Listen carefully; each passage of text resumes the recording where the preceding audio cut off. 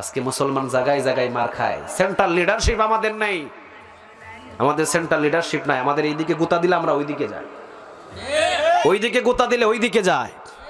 চরমোনাইরে মানলে জামাত ইসলাম খুশি হয়ে যায়, আর জামাতরে মানলে চরমোনাই খুশি হয়ে যায়। চিৎকার দিয়ে বলো ঠিক কিনা? বিএনপি মার খাইলে আওয়ামী লীগ খুশি, আওয়ামী লীগ মার খাইলে বিএনপি খুশি, সুন্নি মার খাইলে সবাই খুশি। আহা, কেন দলে দলে আলাদা করেছি কেন? আমরা সবাই কি? সবাই মুসলমান না? কথা কন না কেন? সবাই কি? আমাদের কোরআন কয়টা? আরো জোরে বলেন কয়টা? আহা, রমজান মাস আমাদের কোন মাসে হয়? সবার তো একই রমজান মাসে হয়। আমাদের রব কয়জন? একজন। আলাদা হয়েছি কেন? আপনি কেন হলেন আলাদা? আমাদের দল আলাদা হতে পারে, কিন্তু হজের বিরুদ্ধে কেউ কথা বলে বাংলাদেশে ঠাঁই পাবে না। চিৎকার দিয়ে বলো ঠিক কিনা? আমার রাসূলের বিরুদ্ধে কথা বলবে আর এক দল ময়দানে মিছিল করবে, বাকি দল সবাই নাকে তেল দিয়ে ঘুমাবে, এটার নাম কখনো ইমানদার হতে পারে না। এটা বাটপার, এটা বাটপার। আমার কোরআনের আইনের বিরুদ্ধে কথা বলবে আর আপনি ঘুমাবেন, আপনি ইসলামের বিরুদ্ধে কথা বলবে আপনি ঘুমাবেন। একজন আমার হজের বিরুদ্ধে কথা বলবে আপনি ঘুমাবেন, আর বাকি দলগুলো সবাই ময়দানে নেমে এসে জীবন দিবে আর আপনি হাতে তালি দিবেন।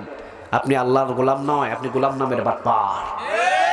এই গোলামের আল্লাহর কোনো চারানা প্রয়োজন? আরো জোরে বলেন, চারানা কোনো প্রয়োজন নাই। বুঝতে হবে আপনাকে, আপনার বোঝা প্রয়োজন। এই জন্য আমি বলতে চাইছিলাম যে ইসলাম আমাদের সবার, ইসলাম কারো একা না। দল আমাদের আলাদা হতে পারে, কিন্তু জুমা মসজিদগুলো আমাদের সবার জন্য সমান। আল্লাহ আমাদের সবার জন্য সমান। আমরা ভুলেই গেছি যে আমরা মুসলমান। কথা বলেন ঠিক কিনা? ভুলে গেছি।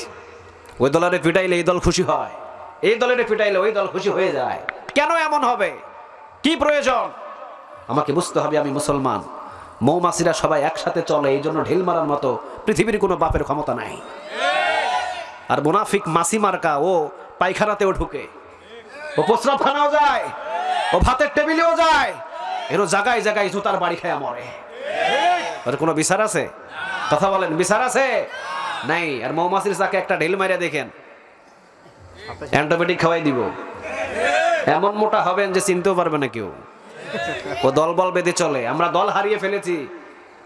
মৌমাছির ভিতরে একটা রানী থাকে, রানী যা বলে ওরা তাই শোনে। রাকিব ভাই ঠিক আছে কথা? যা বলে তাই শোনে। রানী যদি বলে চুপ, ওরা চুপ। রানী যদি বলে সামনে আগা, সামনে আগায়। রানী যদি বলে এখানে থাম, এখানেই থেমে যায়। আমাদের সেন্ট্রাল লিডারশিপ নাই, সেন্ট্রাল লিডারশিপ নাই আমাদের।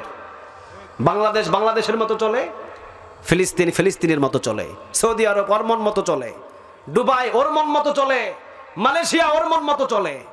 পৃথিবীতে 57টা মুসলমান দেশ। এই মুসলমানটা দেশের 57টা মুসলমান দেশের ভিতরে যদি একটা সেন্ট্রাল লিডারশিপ, আমরা কে কাবা ঘরটাকে বানাতাম, আর কাবা ঘরের ইমামদেরকে যদি আমরা অনুমতি দিতাম, 57টা মুসলিম কান্ট্রিগুলোর মানুষ আপনাদের সাথে আছি আমরা। আপনারা যেটা ফাইসালা দিবেন আমরা সবাই ওই দিকে আগাবো। সেন্ট্রাল লিডারশিপ হিসাবে কাবা ঘরের চত্বরের ভিতরে বসে একটা মসজিদে জুমার খুতবার ভিতরে যদি একজন ইমাম শুধু আঙ্গুল উঁচু করে বলে দিত, ইসরায়েল সাবধান হয়ে যা, বিশ্বের 57টা মুসলিম কান্ট্রিগুলো আমার সাথে আসে, যদি একবার ফিলিস্তিনের দিকে রক্তচক্ষু দিয়ে তাকাস, মানচিত্রের ভিতর থেকে ইসরায়েল নামটা উঠে যেতে পারে। চিৎকার দিয়ে বলো ঠিক কিনা? আল্লাহ তুমি কবুল করো।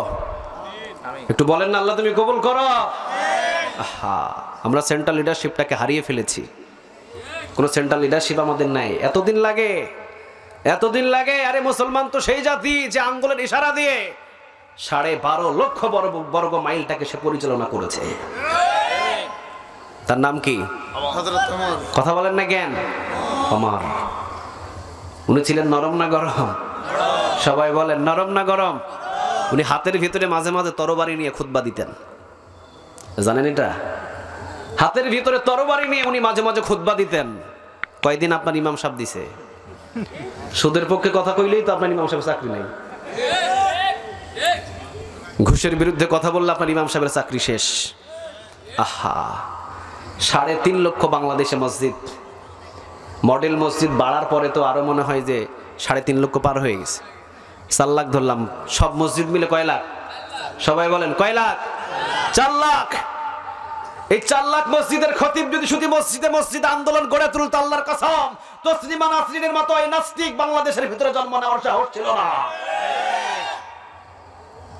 হাতের ভিতরে তরবারি নিয়ে খুতবা দেওয়া শুরু করতাম, তাহলে বহু নাস্তিক আগেই পালাতো।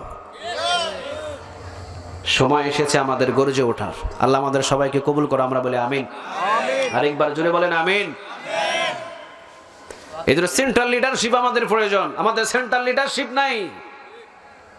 ওমরের মতো একজন সেন্ট্রাল লিডারশিপ থাকলে পৃথিবীটাকে সাইজ করে ছেড়ে দিত। কারো প্রয়োজন ছিল না। আমরা হারিয়ে ফেলেছি সব। যার মনে যায় এখন মাসির মতো ভাতের টেবিলে যায়, মদের আড্ডায় যায়, ওখানে যায়, এখানে যায়, জায়গা মতো জুতা দিয়া পিটায় আমাদের শেষ করে দেয়। আর মৌমাছির আমরা যদি একজনা মক্কার দিকে, কাবার দিকে তাকিয়ে যদি থাকতাম, বিশ্বের সমস্ত মুসলমান এক হয়ে, তাহলে ওদের দিকে রক্ত চক্ষু দিয়ে তাকানোর পৃথিবীর কোনো নাস্তিকের ক্ষমতা ছিল না। আল্লাহ আমাদের বোঝার তৌফিক দান করুক।